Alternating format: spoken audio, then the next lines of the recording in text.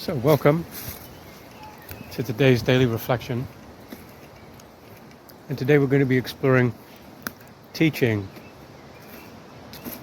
why some teaching styles are not really conducive for learning. And I'm just going to break it down into two simple styles. The first style is that the teacher perceives the student's trial and error effort towards wisdom, right? That the student is developing their knowledge, steering in various directions in exploration, and the teacher is observing. And the teacher will, or the person in the role of teacher, who's serving in that capacity, will uplift the student by acknowledging their degree of learning in the area of improvement.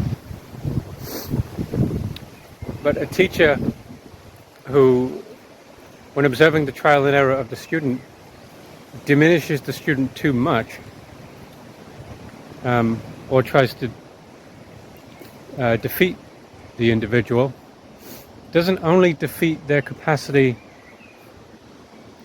for their confidence, right? It defeats their confidence to continue in the process of trial and error, of learning.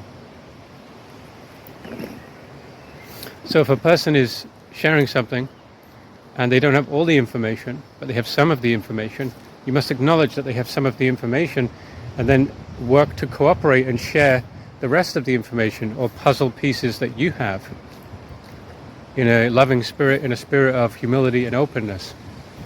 If we seek to defeat another person's learning simply because perhaps they are incorrect in certain areas or they get something wrong, and we seek to diminish, defeat, and demerit them, we're just doing that to conflate our own sense of learning.